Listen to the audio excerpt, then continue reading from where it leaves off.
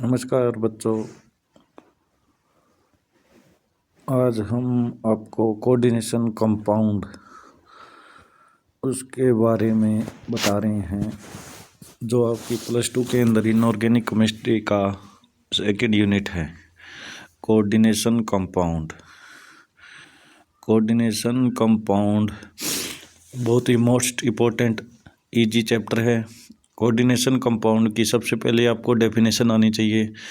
Coordination compound are those compound in which central metal atom or ion is surrounded with number of negative charge or neutral molecule which have tendency to donate a pair of electron. The negative charge ion or molecule is called ligand. Such compound are called coordination compound. Coordination compound वो compound होते हैं जिसमें एक central metal atom होता है, या metal का atom हो सकता है जो क्या न्यूट्रल हो सकता है, और यह मेटल का आयन हो सकता है जो मेटल के ऊपर M+ के रूप में होगा। उसके सराउंडिंग में बहुत सारे लिगेंड जुड़े होते हैं।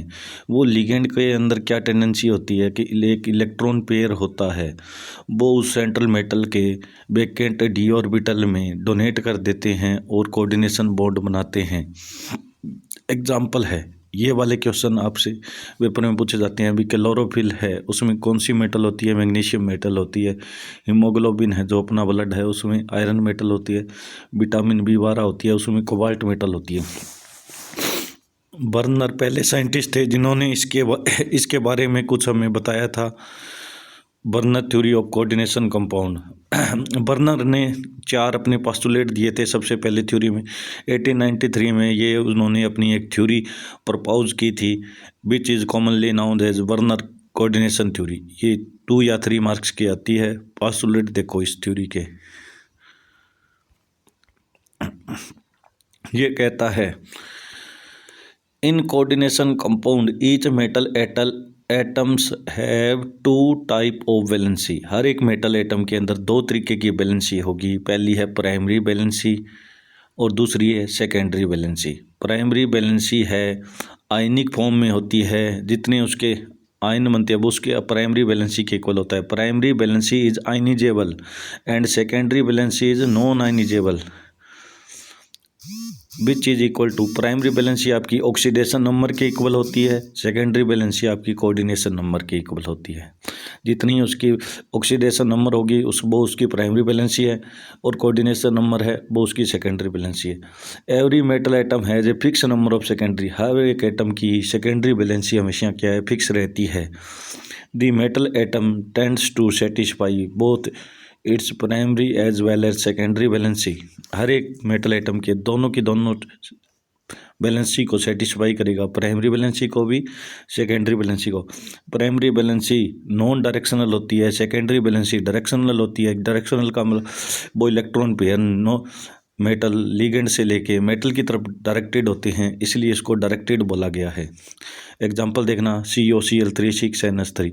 इसमें देखो CO के अंदर में जो लिखा है 6 वो उसकी सेकेंडरी वैलेंसी है, और इस पे चार्ज आएगा मेटल पे CO+3 तो वो उसकी प्राइमरी वैलेंसी है। इस तरीके से ये वाले इस मॉलिक्यूल को ही बर्नर ने कंसीडर किया था। इसके अंदर कितने आयन हैं? 3 और 1 4 आयन। इसके अंदर प्राइमरी वैलेंसी 3 है, सेकेंडरी वैलेंसी है 6। सेकेंडरी वैलेंसी को मैंने डार्क लाइन से ये डॉट वाली लाइन से मैंने प्राइमरी वैलेंसी को शो किया है। इस तरीके से अगर मेरे एक Cl एटम एक अमोनिया को रिप्लेस कर देगा तो 2 Cl बाहर आएंगे।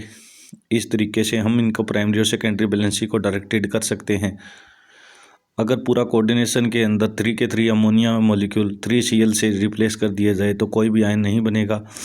एक आती है कंडक्टिविटी। जितने conductivity depends upon number of ions in a solution. जितने उसके अंदर आयन होते हैं, देखना इस मॉलिक्यूल के अंदर कितने आयन बने थे मेरे? 4 आयन बने हैं, तो यहाँ पे कंडक्टेंस इसकी ज़्यादा होगी। इसके अंदर कितने आयन बने हैं? डिसोशिएट होने के बाद 3 आयन बने हैं। यहाँ पर कितने आयन? 2 आयन बने हैं। यहाँ पे 1 आयन बना है, कुछ भी आयन नहीं बना। इसका मतलब क्या है? जितने आयन कम होंगे उतनी ही क्या उसकी कंडक्टेंस कम होगी, जितने आयन ज़्यादा होंगे उसकी उतनी कंडक्टेंस ज़्यादा होगी। Thank you.